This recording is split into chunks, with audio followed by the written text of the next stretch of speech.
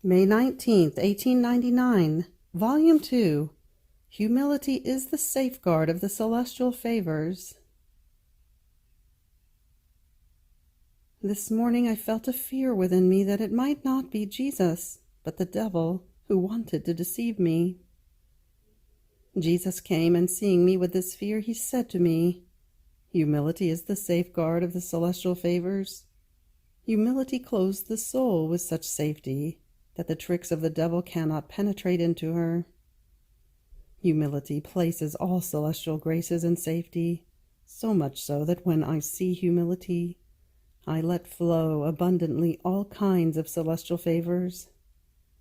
Therefore do not want to disturb yourself for this, but rather with a simple eye, look always into your interior to see whether you are invested with beautiful humility, and do not worry about all the rest. Then he showed me many religious people, and among them priests, even of holy life. But as good as they were, they lacked that spirit of simplicity and believing in the many graces and the many ways the Lord uses with souls. Jesus said to me, "I communicate myself both to the humble and to the simple, because they immediately believe in my graces and take them into great consideration, though they may be ignorant and poor. But with these others, you see, I am very reluctant, because the first step which draws the soul near me is belief. And it happens that these, with all of their science and doctrine, and even holiness, never come to experience a ray of celestial light. That is, they walk along the natural way, and they never arrive at touching, even slightly, that which is supernatural. This is also the reason for which in the course of my mortal life there was not one learned, one priest, one man of power among my followers, but all ignorant and of low condition, because these were more humble and simple, and also more disposed to make great sacrifices for me. May 19th, 1911, Volume 10. Confidence captures Jesus. Jesus wants the soul to forget about herself and to occupy herself with him alone. Continuing in my usual state, my always lovable Jesus made himself seen, all afflicted, and I was around him, all intent on compassionating him, loving him, embracing him, and consoling him with all the fullness of confidence. And my sweet Jesus told me, "My daughter, you are my contentment." I like it this way, that the soul forgets about herself, about her miseries, and occupies herself only with me, with my afflictions, with my bitternesses, with my love, and she remains around me with all confidence. This confidence captures my heart and inundates me with so much joy that just as the soul forgets all of herself for me, I forget everything for her, and I make her one single thing for me.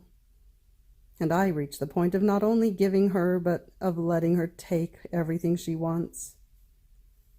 On the other hand, to the soul who does not forget everything for me, even her miseries, and who, if she wants to be around me, does so with all respect, with fear, and without confidence that captures my heart, as though wanting to be with me with fearful restraint and all circumspect, to this one I give nothing, and she can take nothing, because the key of confidence, of ease, of simplicity is missing.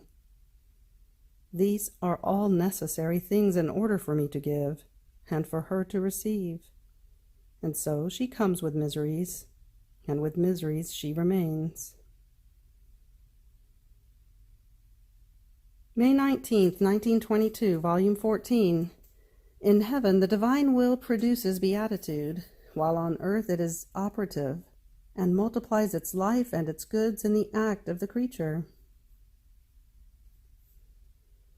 Continuing in my usual state, my always lovable Jesus made himself seen within my interior, from which a little door opened, and he leaned his arms on it and put his head out to see what the other creatures were doing. I looked together with Jesus, but who can say the evils that appeared, the offenses being given, and the chastisements that will pour down? The sight, so sorrowful, was horrifying. I also saw our poor country being struck by the divine scourge. Now, seeing that Jesus was looking with such tenderness of love and sorrow, while in the previous days it had been impossible for me to have him look and turn his face toward the creatures, I said to him, "My love and my life, do you see how much your dear brothers and mine suffer? Do you not want to have pity? How willingly would I suffer everything so that they might be spared. See, this is a duty that the state of victim imposes on me, the imitation of you. Did you not suffer everything for us? And how could you want me not to suffer in order to spare them and to imitate you, who suffered so much?" And Jesus, interrupting me, told me, "Ah, my daughter, man has reached such a point that I cannot look at him but with horror. And if I look at him, it is only from within you, because finding all the tendernesses of my humanity and my prayers in you, I feel moved to look at him with compassion, and for love of you I will spare their lives. Man needs strong purges, otherwise he will not change his mind. Therefore I will sweep everything away, so as to renew everything. I will do unexpected things, new chastisements for which man will not be able to find the reason, and this in order to confuse him. But do not fear, for love of you I will spare something. In you I feel the current of the communications with all creatures, just as I felt it in my humanity. Therefore it is hard for me not to give you anything, and not to make you content in anything." Later on I found myself outside of myself at a very high point, and I found my celestial mamma, a late archbishop of ours, my parents, and my sweet Jesus, who was in the arms of the bishop. As soon as he saw me, the bishop placed him in my arms, telling me, "Take him, my daughter, and enjoy him." Jesus made feast in my arms and said, "Dearest daughter of my will, I want to renew the bond of the great gift of making you live in my will. This is why I wanted here present as representatives, my dear mamma, the bishop who took part in your direction when he was on earth, and your parents, so that you may remain confirmed even more in my will, and may receive all the current and the goods which my will contains, and so that they may be the first to receive the glory of the work of living in my will. You are nothing but an atom in my will, but in this atom I place all the weight of my will, so that as you move, the immense sea of my volition may receive its motion, its waters may ripple, and as those stirred, they may give off their freshness, their fragrances, and may overflow for the good of heaven and earth. The atom is small, extremely light, and is unable to agitate all the immense sea of my will. But once all the weight of my will has been placed in it, it will be capable of everything, and you will give me the field to release more divine acts from myself. You will be like a little stone which is cast into a font. As it drops, the waters ripple, get rough, and give off their freshness and fragrance. However, the little stone does not contain the weight of my will, and therefore cannot make the fount overflow. But your atom, with the weight of my will, can not only overwhelm my sea, but flood heaven and earth. You will drink all of my will with all the goods it contains, as though in one gulp, and in another gulp you will let it out. And while you do this, you will multiply my life and my goods as many times for as many times as you drink it, and for as many times as you release it. And if the blessed in heaven enjoy all the beatitude which my will contains, and live in it as their own center, however, they do not multiply it, since their merits are fixed in them. You are happier than them, because you can multiply my life, my will, and my goods. In them my will brings beatitude, while in you it is operative, and I ask for your acts in order to multiply myself. When you operate, I anxiously watch whether you operate in my will, so as to receive the contentment of seeing myself multiplied in your act. How attentive you should be, and let nothing escape you. May 19th, 1924, Volume 16. All the acts of one who lives in the divine will, whether little or great, acquire the value of eternal and divine acts. My poor mind wandered in the immensity of the supreme volition. I felt as if I was inside a sea, and my whole being was drinking in large gulps the salutary waters of the eternal will. Even more it entered from every part, from my ears, from my mouth, from my eyes, from my nostrils, from the pores of my body. Now, while I was in this state, my sweet Jesus moved in my interior and told me,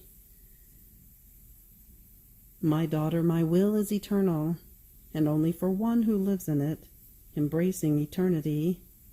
All her acts, from the tiniest to the greatest, being animated by an eternal will, acquire the value, the merit, the shape of divine and eternal acts. The divine will empties those acts of all that is human, and filling them with its will, makes them its own, and places on them the seal, making of them as many eternal and divine acts."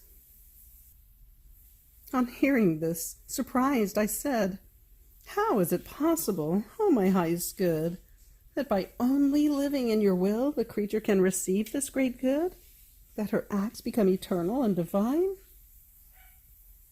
And Jesus, why are you surprised? It is a most simple thing. The whole reason is because my will is eternal and divine, and everything that comes from it, being a birth from an eternal and divine will, cannot be excluded from being eternal and divine, as long as the creature puts her human will aside to give place to mine. If she does so, her acts are counted among ours, both the great and the little. And then this happened in creation. How many things, great and small, were not created, even the little seed, the little insect. But although little, one cannot say that my great works were created by this supreme will, and therefore they are divine works, while the small ones have not been created by a divine hand. And even though one can see that all the things which were created in the atmosphere, heaven, sun, stars, and so forth, are always fixed and stable, while those which were created in the low earth, flowers, plants, birds, and so forth, are subject to die and to be born again, this says nothing. On the contrary, because they were created by an eternal and divine will, every seed has the virtue of multiplying, because all things contain my creative and preserving virtue. Now, if all created things, small and great, created by virtue of my omnipotent fiat, can be called divine works, much more can one call divine and eternal the acts which my will works in the soul, who, placing her human will at the feet of my will, gives me full freedom to let my will operate. Ah, if creatures could see a soul who lets my will live within her, they would see astonishing things never seen before. A God, working in the little circle of the human will, is the greatest thing which can exist on earth and in heaven. Creation itself, oh, how behind it would remain compared to the prodigies I work in this creature. May 19th, 1931, Volume 29, Scenes from Eden, Fall of Man. The Queen of Heaven crushing the head of the infernal serpent. How the words of Jesus have the communicative virtue. How he speaks of the doubts and difficulties. I was continuing my acts in the divine volition and uniting myself to the acts that it did in creation in order to give it the homage, the love, the adoration for each thing created for love of creatures. My poor mind brought itself into Eden in the act of the fall of man, as the infernal serpent, with his cunning and lie, induced Eve to withdraw from the will of her Creator, and Eve, with her enticing manners, induced Adam to fall into the same sin. Now, while I was thinking about this, my beloved Jesus told me, "My daughter, my love was not extinguished because of the fall of man, but became more ignited. And even though my justice justly punished him and condemned him, my love, kissing my justice, without delay promised the future Redeemer, and said to the deceitful serpent, with the empire of my power, 'You have made use of a woman to snatch man from my divine will, and I, by means of another woman who will have in her power the power of my fiat, will knock down your pride, and with her immaculate foot she will crush your head.'" These words burned the infernal serpent more than hell itself, and he stored so much rage in his heart that he could no longer stay still. He would do nothing but go round and round the earth to discover she who was to crush his head, not in order to let it be crushed, but so as to be able, with his infernal arts, with his diabolical tricks, to make fall she who was to defeat him, debilitate him, and bind him in the dark abysses.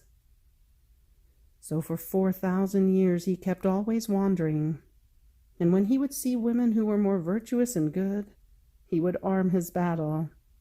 He would tempt them in every way, and only then would he leave them, when he would be assured, by means of some weakness or defects, that they were not she through whom he was to be defeated, and he would continue his wandering. Then came indeed the celestial creature who crushed his head, and the enemy felt such power in her that knocked him down, and he did not have the strength to go near her. This consumed him with rage, and he employed all his infernal weapons to fight her. But no, he would try to go near her. He would feel himself being worn down, his legs being broken, and would be forced to draw back. And from afar he would spy on her admirable virtues, her power and sanctity. And I, in order to confound him and make him doubtful, would let him see the celestial sovereign, her human things like taking food, crying, sleeping, and other things. And he would persuade himself that it was not she, because being so powerful and holy, she was not to be subject to the natural needs of life. But then he would go back to doubts, and wanted to return to assault, but in vain. My will is power that debilitates all evils and all the infernal powers. It is light that makes itself known by all, and wherever it reigns it makes its power felt, that not even the very demons can get themselves to deny. Therefore the Queen of Heaven was and is the terror of all hell. Now the infernal serpent feels over his head my immediate words spoken to him in Eden, my irrevocable condemnation that a woman would crush his head. Therefore he knows that, by his head being crushed, his kingdom on earth will be overturned, he will lose his prestige, and all the evil he did in Eden by means of a woman will be made up for by another woman. And even though the Queen of Heaven debilitated him, crushed his head, and I myself bound him to the cross, therefore he is no longer free to do what he wants. However, those who by disgrace draw near him, he slaughters. More so, since he sees that the human will is not subdued by the divine, and its kingdom is not formed yet. He fears that another woman might get to finish burning his temples, so that the divine condemnation over his head, crushed by the foot of the Immaculate Queen, may have its fulfillment. In fact, he knows that when I speak, my word has the communicative virtue to other creatures. Therefore, as he was assured that she whom he feared was the most holy Virgin, and being unable to fight her any more, he resumed his round. He is all eye, and as though on the lookout to see whether another woman might have the task from God to make the divine will known in order to make it reign. And having seen you write so much about my fiat, at the mere doubt that this might be it, he roused the whole of hell against you. This is the cause of everything you have suffered, as he made use of wicked men, having them make up calumnies and things that do not exist. Then, in seeing you cry so much, they were persuaded that you are not one who can cause them the ruin that they so much fear for their diabolical kingdom. This is what regards the Queen of Heaven on the part of the infernal serpent. Now I want to tell you what regards the part of creatures toward her.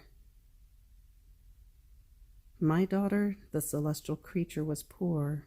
Her natural qualities were apparently common. Nothing extraordinary appeared on the outside. She takes a poor artisan as her spouse, who earns his daily bread with his humble work. Suppose that it had become known before to the great ones of the world, to the doctors and the priests, that she was the mother of the Word, that she was the one who was the mother of the future Messiah. They would have waged a fierce war against her. No one would have believed her. They would have said, "Is it possible that there have not been, and that there aren't women in Israel, such that this poor one was to be the mother of the eternal Word? There has been a Judith, and Esther, and many others." So no one would have believed her, and they would have placed countless doubts and difficulties. If they placed doubts on my divine person, not believing that I was the longed-for Messiah, and many reached the point of still not believing that I descended upon earth, in spite of the fact that I made many miracles, such as to induce the most incredulous to believe me. When hardness, obstinacy enter into hearts, they render themselves incapable of receiving any good. The truths, the very miracles, are for them as though dead and without life. Well then, much more so for the celestial mamma, as nothing miraculous appeared in her exterior. Now, my daughter, listen to me. The most serious doubts, the gravest difficulties that they found in your writings are precisely these: that I told you that I was calling you to live in the kingdom of my divine will, giving you the special and unique mission to make it known, so that, as I myself said in the Our Father, and the Holy Church says still now, "Thy kingdom come," that is, your will be done on earth as it is in heaven. It does not say in the Our Father that this kingdom is on earth, but it says, "Come." And I would not have composed a prayer if I were not to obtain its effects. Therefore, in order to reach this, was I not to elect another woman, whom the infernal serpent so much fears?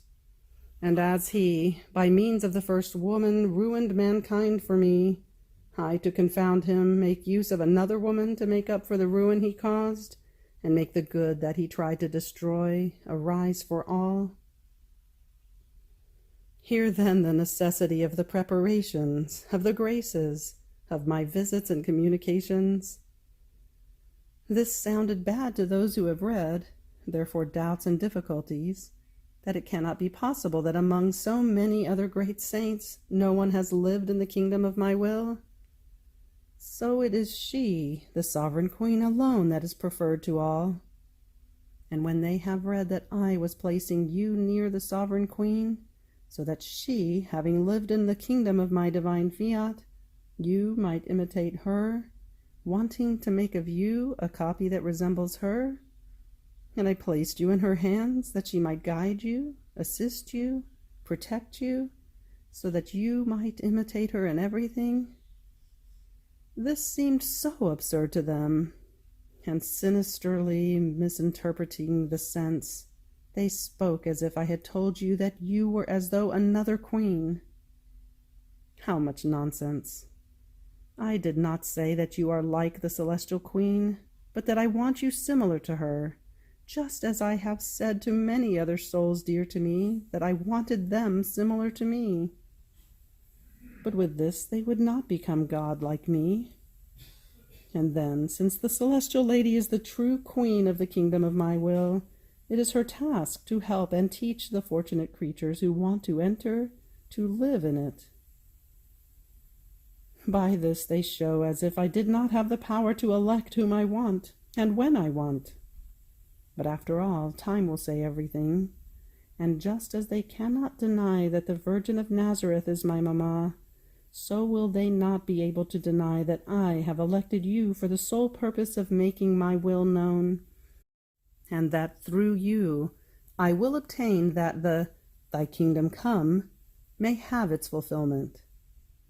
It is certain that creatures are an instrument in my hands, and I do not look at who it is, but I look at whether my divine will has decided to operate by means of this instrument.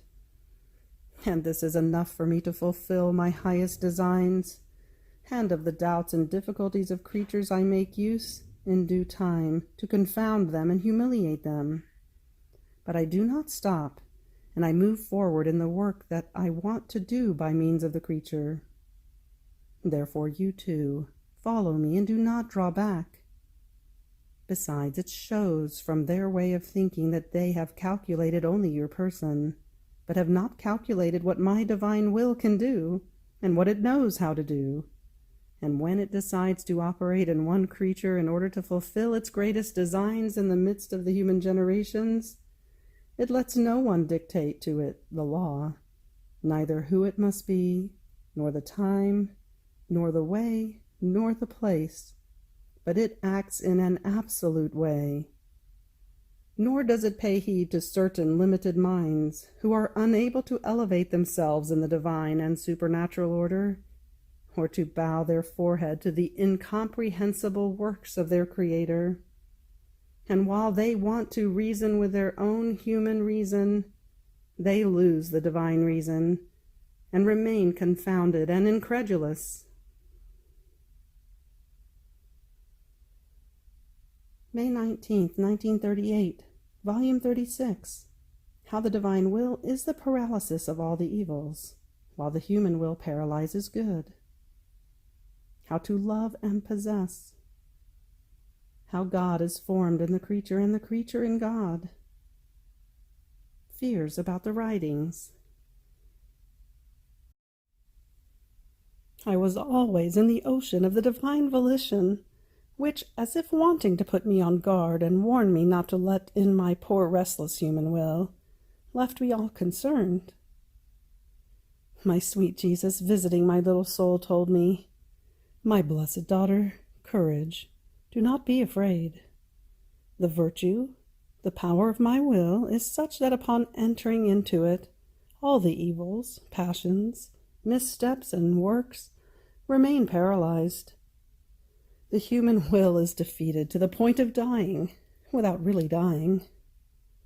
However, it understands with great joy that while the evils are paralyzed, it feels the life of goodness rising again, a light that never dies, a never-ending strength, eternal love, heroic sacrifice, and invincible patience. I can say that my will puts an end to the evils of the creature, since it is the principle and life of every good. Now, as my fiat has the power to paralyze evils, the human will paralyzes every good when it reigns in the creature. Poor good, trapped under the paralysis of the human will. It wants to walk, but can barely drag itself. It wants to work, but it feels its arms sagging. It wants to think good thoughts, but it feels stunned and stupid. The human will without my will is the source of all evils and the total ruin of the poor creature. After that, my beloved Jesus added in such a moving tone, "My daughter, the one who wants to possess me must love me. Loving and possessing are the same thing. As you love me, so I remain formed in your soul, and as you love me more, I grow. Only love makes me grow, and through more love I reveal myself so as to be loved even more. So to the degree that you love me, I let you feel how much I love you. As soon as you love me, I love and possess you, and as we mutually love each other, I form you and grow you within me. I feed you with my love and with the life of my will. I inundate you with my seas of love to make you feel how much I love you, with how much tenderness I grow you within my heart. How jealously I keep you, so that you may love me more and with my own tenderness. This is the jealousy of love. The soul is all attentive in giving me her life in every instant, to love me, to make me joyful and happy in herself, the way I make her joyful and happy inside my heart. Love wants reciprocity, and if it loves, not being loved, it feels unhappy and embittered because of what it should receive but does not. Therefore, love me always, and if you really want to love me, do it in my will, in which you will find endless love to tie me with love chains, chains so long that I won't be able to free myself. After this, I was thinking of my big sacrifice and my reluctance in writing all this, my interior fights to put the pen on paper. Only the thought of displeasing Jesus made me do it, obeying the one who was imposing this on me. And I was saying to myself, who knows where they will end up, into which hands? Who knows how many quibbles, oppositions, doubts they will cause to arise? I felt restless. My mind was being darkened by such apprehension that I felt like I was dying. But my sweet Jesus came back to calm me down and told me, "My daughter, do not trouble yourself. These writings are mine, not yours, and whichever hands they go, nobody will be able to touch them to ruin them. I will take care of them, defend them, since they are mine, and whoever will take them in goodwill will find my chain of light and love for the creatures. With these writings I pour out my love. I can call them the expression of the follies, delirium, excesses of my love with which I want to win the creatures, to make them come back into my arms, to make them feel how much I love them. To let them know even more, I want to reach the excess of giving them the great gift of my will as life, since only in it will man be safe and feel the flames, the anxiousness of my love. So whoever will read these writings with the intention of finding the truth will feel my flames, and, all transformed in love, will love me more. But whoever will read them to split hairs and find doubts will remain blinded and confused by my light and my love. My children, the goodness of my truths produce two opposite effects. For those who are disposed, it is light, giving sight to their intelligence, and the life of sanctity contained in my truths. For those who are not disposed, it is blindness that deprives them of the good contained in my truths. Then he added, "My daughter, have courage and do not be troubled. All that your Jesus did was necessary to my love and to the importance of what I had to manifest to you about my divine will. I can say it was necessary for my very life and to accomplish the work of creation. So at the beginning of this state of yours, I had to use many stratagems of love. I tried so much intimacy with you that it's almost unbelievable how I reached that point. I also made you suffer much, to see whether you would accept everything. Then I drowned you with my graces, with my love, and again I gave you more sufferings, to be sure you would deny me nothing. All this to win your will. Oh, if I hadn't shown you my love, I wouldn't have given you my grace. Do you think you would have easily submitted yourself to this state of suffering for so long? It is my love, my truths, that kept you and still keep you there as if magnetized to the one who loves you so much. However, everything I did at the beginning of your state was necessary. It had to serve as the basis, decency, decorum, preparation, sanctity, and disposition to the great truth I was going to manifest to you about my divine will. Therefore, I will be more interested in the writings than you, because they are mine. And just one truth about my fiat is life that I want to give to creatures. You can understand this from all you suffered, and from the graces I gave you to manifest to you my truths on my holy will. So be calm, and let us love each other. My daughter, let us not break our love, because it costs much to both of us. To you in keeping your life sacrificed and at my disposal, to me in sacrificing myself for you. With all Jesus' talking, I still couldn't feel completely calm. As he was speaking, peace came back to me, but afterwards, thinking about what happened to me during these days, that is not necessary here to say, I started to feel troubled again. So for about 2 days after this, my sweet Jesus remained silent, and because of this I felt completely exhausted, extremely weak. Then my beloved Jesus, having compassion for me, all goodness came and told me, "Poor daughter of mine, you haven't eaten. This is why you have no strength. It's 2 days since you haven't taken any food, because you were not at peace, so I couldn't feed you with my truths. My truths are food for the soul, but give also strength to the body. By being so troubled, you wouldn't have understood me, neither would you have been disposed to take such a delicious food. You must know that peace is the door through which truth enters, the first kiss, the invitation of the creatures disposed to listen, to let it speak. Therefore, if you want me to give you a lot of food, go back to your state of peace. Furthermore, during these days you've been so troubled that heaven, angels, and saints have been trembling over you. They felt a bad air that did not belong to them coming from you. So they all prayed for you to find your peace again. Peace is the smile of heaven, the source of celestial joys. Look at your Jesus.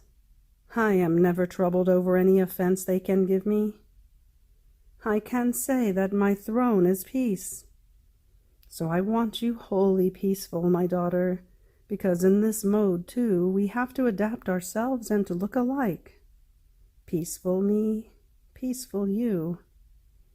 Otherwise the kingdom of my will cannot be established in you, since it is a kingdom of peace. End of May 19th.